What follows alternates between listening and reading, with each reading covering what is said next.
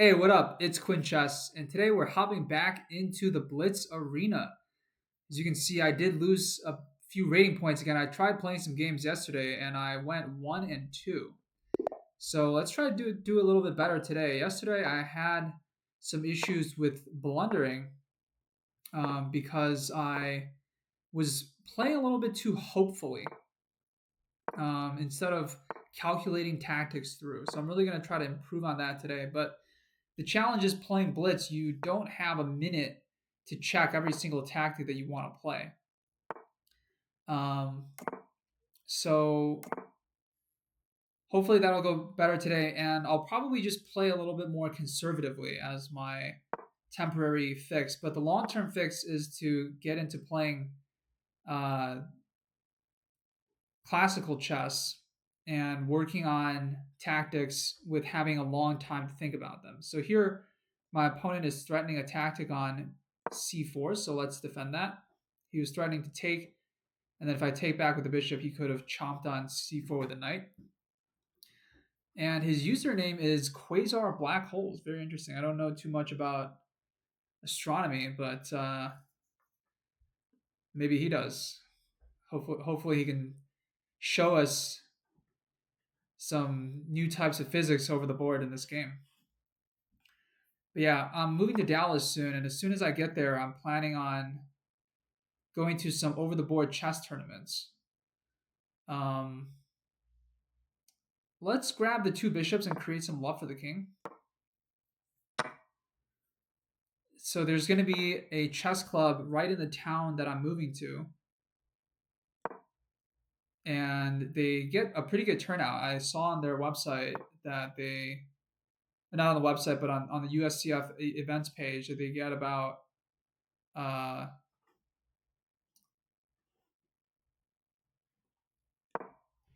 30 or 40 people to show up to their weekly Saturday chess tournaments.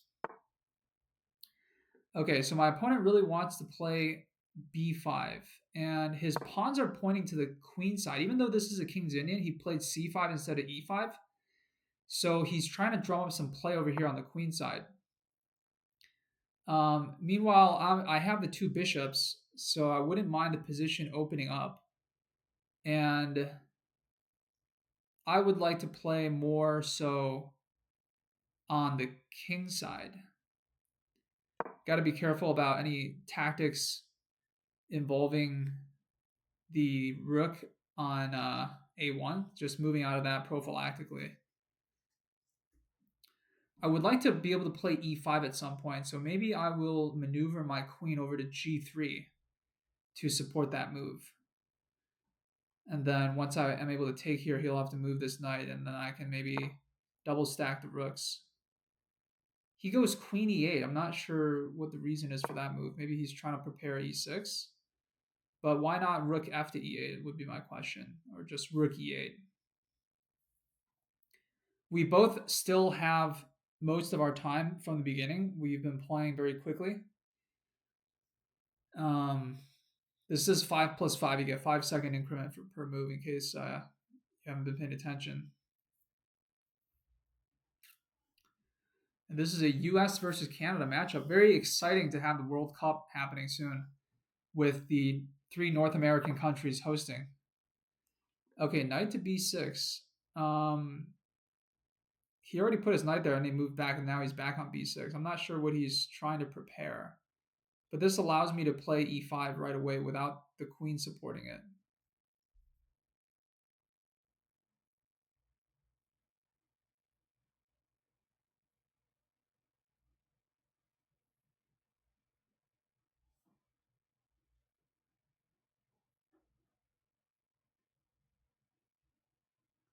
Yeah, let's go for e5. I don't want to spend too much time on these moves right now. Ah, I see. He was maybe creating a square for his knight.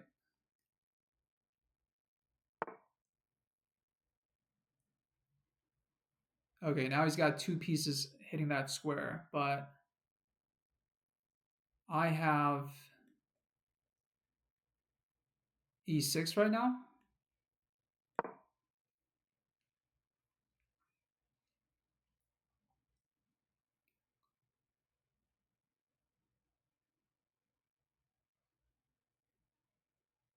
Maybe I should have taken some more time to prepare that move. In hindsight, I think Stockfish will show that I have an advantage, but not too much of an advantage right now. Maybe like 0.5.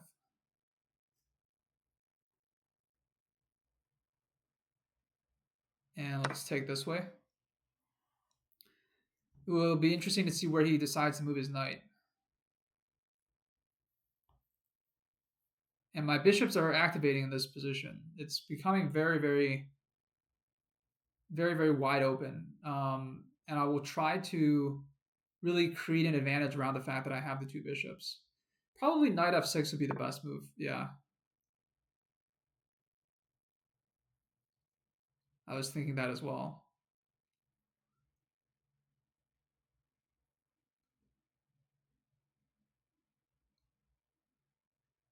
Let's just make our pieces a little bit more active. Play bishop f4 / set a trap if he plays rook d8 here. Bishop c7 will be the reply. So he doesn't do that, which is good for him.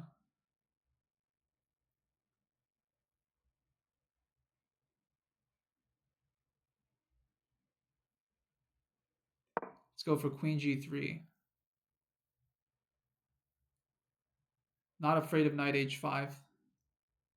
I should probably take the open file at some point, but I gotta watch out to not hang my knight.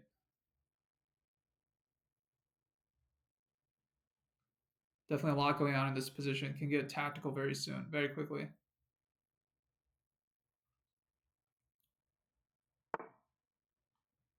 Okay, he wants to hit my bishop, and a very sort of awkward retreating move.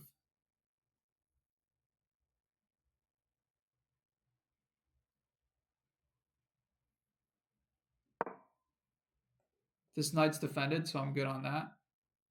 I want to hop the knight to d5 next.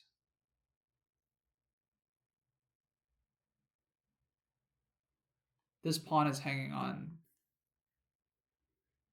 b7, but he's defending it. Okay. The knight can come to f5, so just got to watch out for that. But let's hop the knight into d5.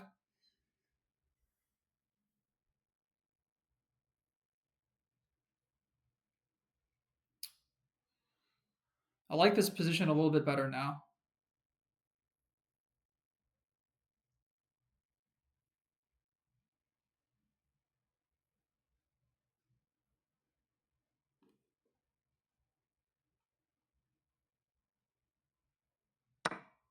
Okay, so he does take. If I take with the bishop, I'm eyeing this pawn, but he can always just push it.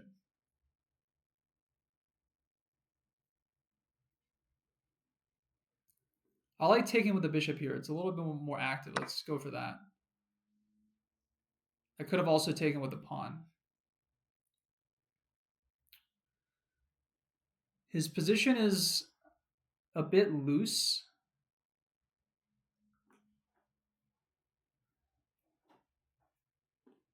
There's a weakness on d6.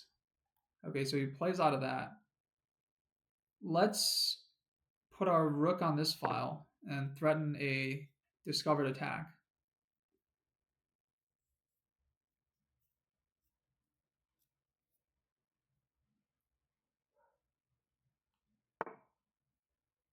Okay, so he covers that up with his knight.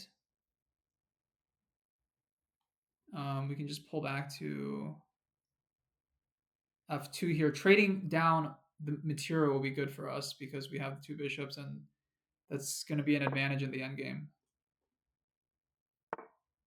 Oh, no, I blundered that completely. Ay, caramba. Bishop e3, and also he continues to take on that square, yep. All right, that's resignable. I lost my queen. It's going very well there for a while. Let's just take a quick look at the analysis.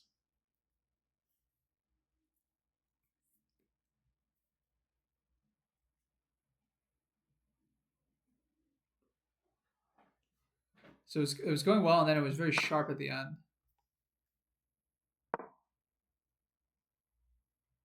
There was an opportunity to win the knight, really?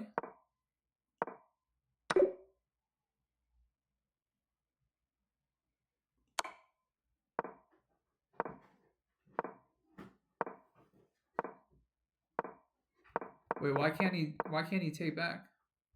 Oh, I see. Wow. If he takes back, there's e7 check, discover check. I missed that tactic. And then I just blundered at the end. So I had a chance to convert it to a victory. I missed it, and then I blundered. Darn. All right, let's go again. Scotty 8 from Scotland.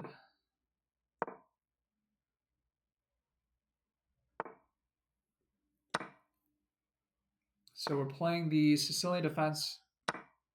He's going gambit mode on us.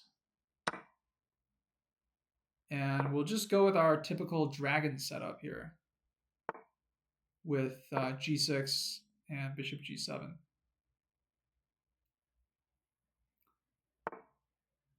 He's going fast development, trying to cash in quickly. Got to play d6 here.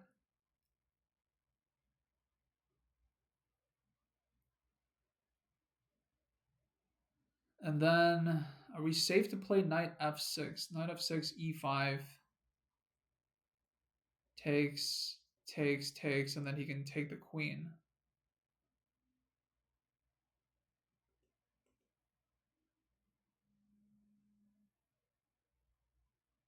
But I don't really want to play knight h6 either.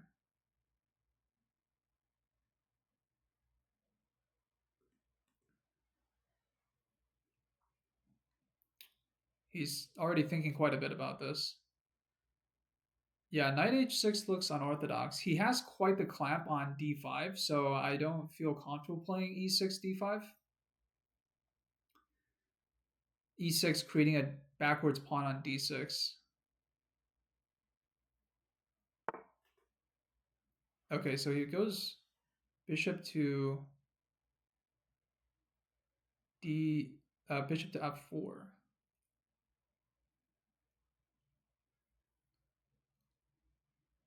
Yeah, I think that's a pretty good move.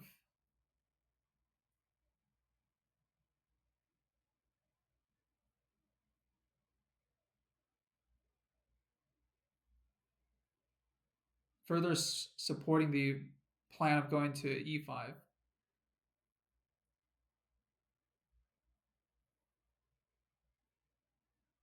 Okay, let's go knight h6 here. There's a chance that this is a terrible move. But I'm out of theory. Okay, so he goes to queen to d2, and my plan was just to go knight g4 and then to e5. But he got a tempo on us with the development.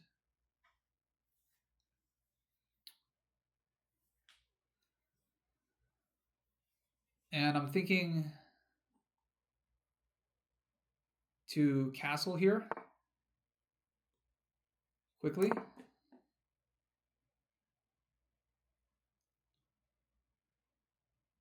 Now h3, knight e5, takes, bishop takes, so I'm good.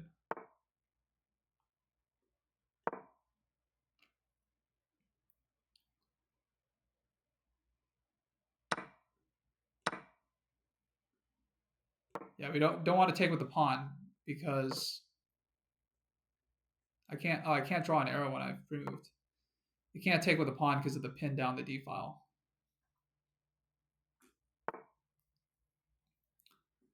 Okay, so he moves his bishop. Got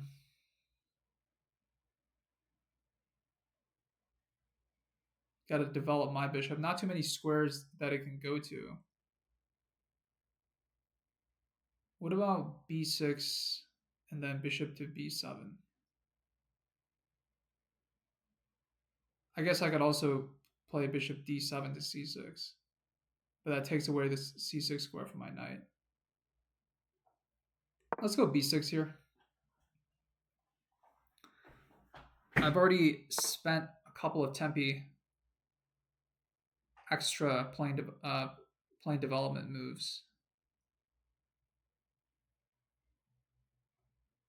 Let's go bishop to a6, actually. I kind of like the idea of knight to d3 at some point.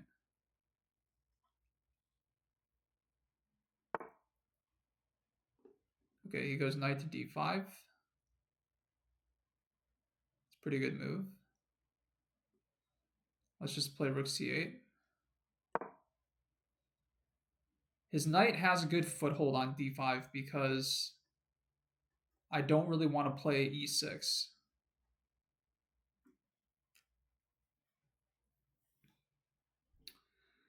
And that creating a backwards pawn on d6.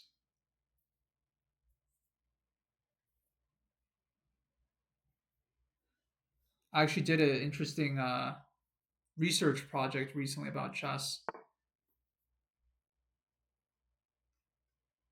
that I'll tell you about in a moment. Okay, so he's ooh.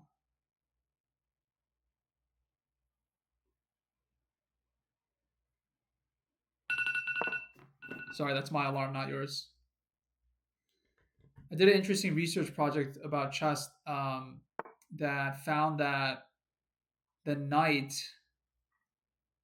being on the 5th or 6th ranks is correlated with having a pretty significant advantage, which is already known, but even more so than other other factors of advantage, like having superior rook placement or queen placement. Like the knight on the 5th or 6th rank was very, very strong.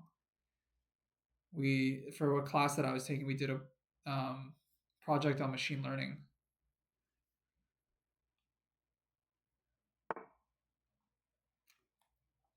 Okay, knight c5 looks like a very strong move. Hits this, and then it also hits the bishop.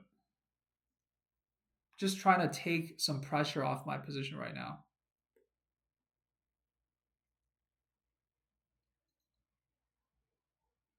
Bishop is active, so that's good. And we're up on time.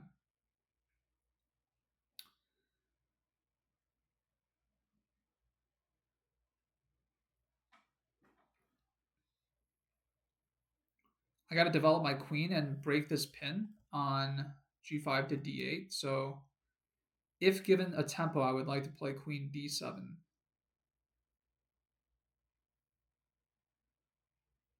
He's got some pawns that have like moved up, so there's some weaknesses in his position. Oh, he's going for a pawn storm all of a sudden.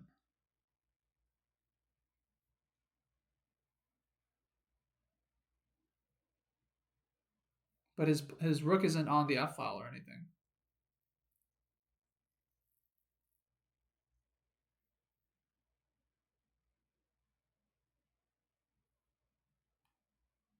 I guess it makes sense for him to open up the f file. So the question is, do we want to trade off this bishop or this bishop?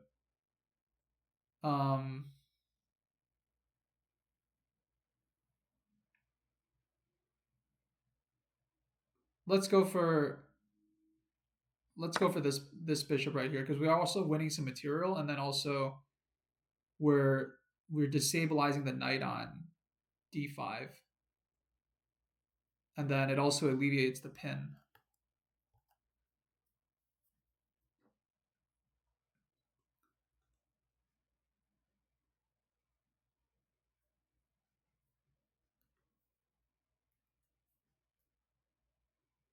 So he's got to move his queen, but he's also has to maintain defense of this bishop. So he's either going to move it to e3 or f4.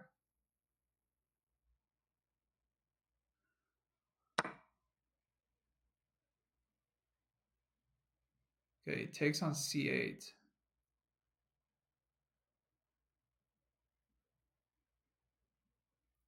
Let's take back with the bishop. So I can also eye up this pawn right here.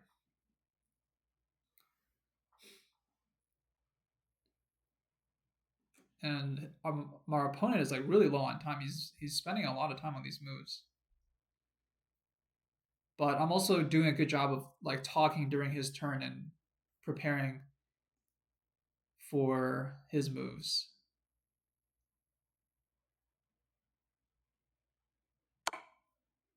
Knight takes e7 check.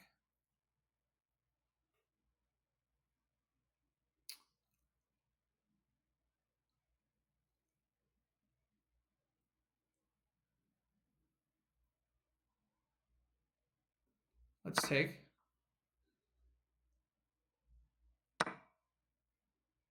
And he takes on these. That's just a blunder, right? Okay.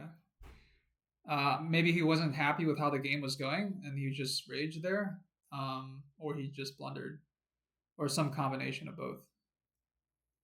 Let's take a look at the analysis for that game.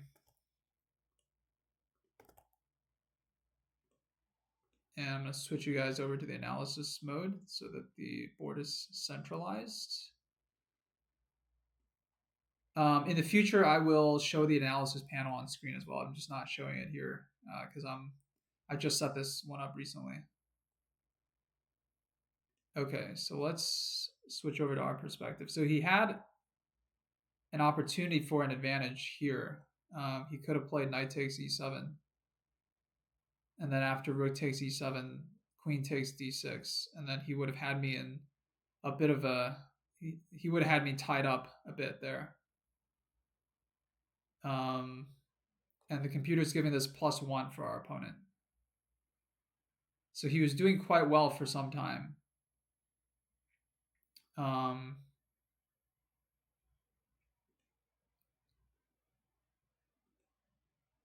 After knight to d5.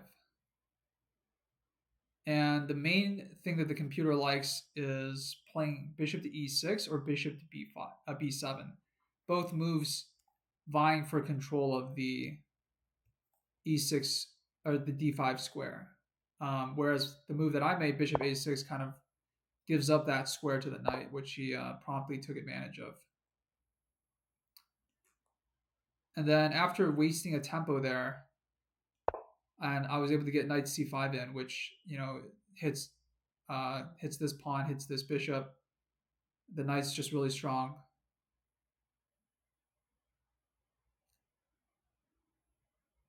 He could have defended with queen to e3. And then the computer actually likes playing the bishop back to b7. So I guess king h1 wasted a tempo, which allowed me to correct the mistake that I made earlier by moving the bishop to a6, and then the computer thinks I have an advantage. So it was a position that was very, very sharp, which kind of was my sense of it as well. And after f5, things just started to go downhill for him after with knight takes e4.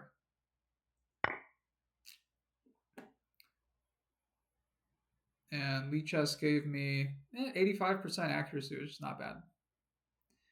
Okay, hope you guys have enjoyed the games. We had a very painful defeat in the first game against Quasar Black Holes, where I felt like I was doing well, but then I just made a tragic blunder of my queen, didn't see bishop to d4. And then the second game in the Sicilian defense,